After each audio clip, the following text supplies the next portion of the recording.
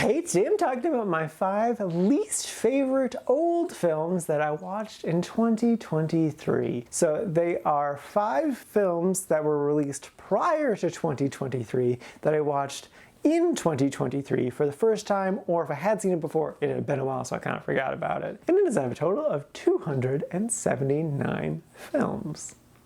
Mir. This is a 1975 film, and I have no fucking idea what this movie is. Like, I watched this movie. I read every single line of dialogue, and I could not tell you for the life of me what this film is about. I know that, like, there's some childhood stuff, and then there's some adult stuff, and we don't ever see the narrator as an adult, I don't think, and his wife looks a suspicious amount like his mother. It may have been played by the same actor. I don't know. I didn't bother to look it up. And yeah, I assumed the women were the main characters. But then, like, reading the premise on IMDb, I discovered I really truly didn't know what this movie was about. Which, I mean, I kind of already knew, but this just kind of really threw me for a loop. Because what IMDb says is, a dying man in his 40s remembers his past, his childhood, his mother, the war, personal moments, and things that tell the recent history of all the Russian nation.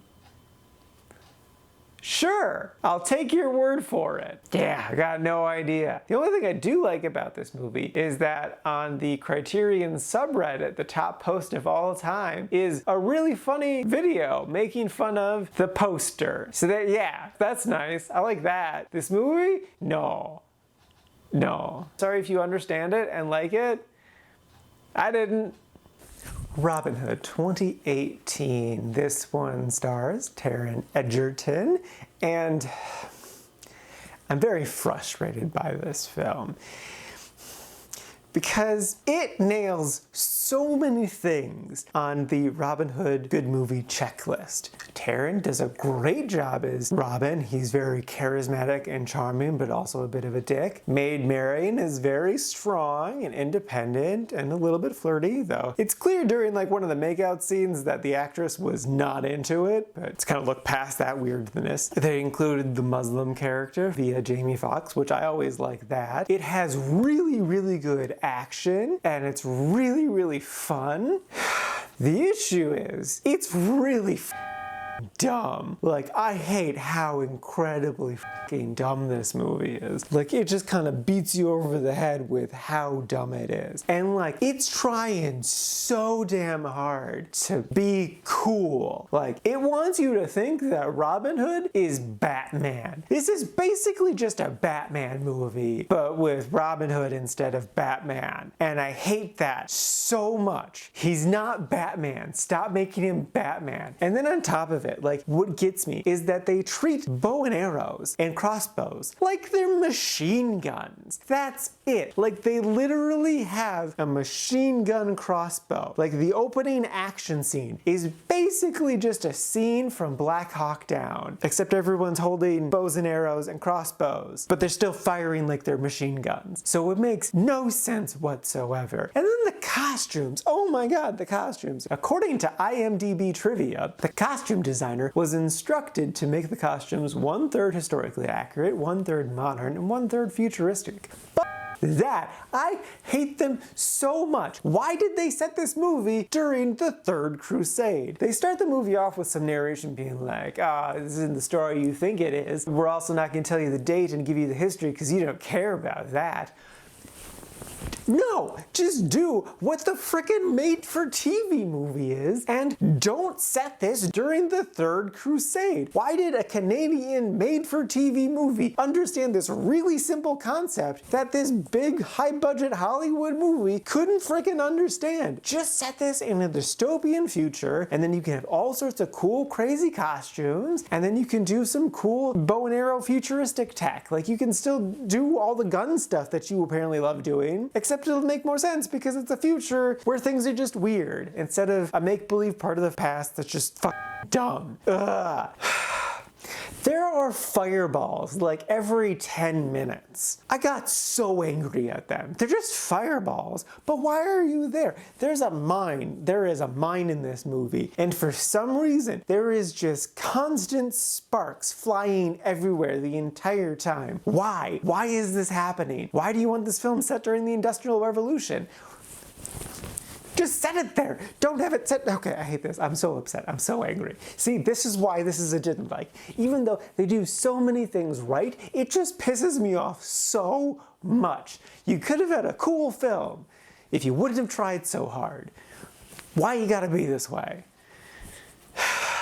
So, yeah, no. Hardcore, do not recommend this movie. It is bad. Even if you're not a Robin Hood fanboy like me. It's just dumb. Don't watch it. I'm a Robin Hood fanboy now. I can't believe this is a thing. All right, let's move on with my life.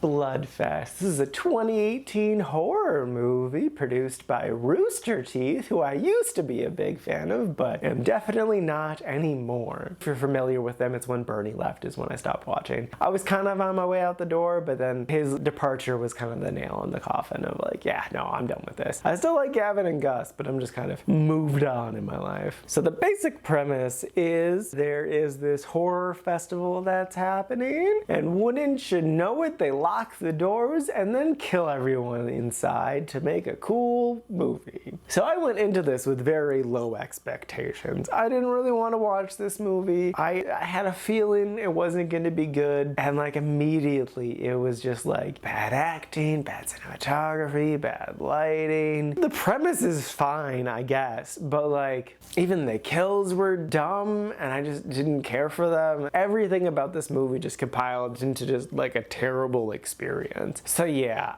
it was too dumb for me. I just couldn't with it. And even my brother, who does like really dumb horror films and does like this one, admits that the other film that came out at the same time as this, that has the same presence, Hellfest, is a better film. So yes, it's safe to say that both of us don't recommend this film. It's trash.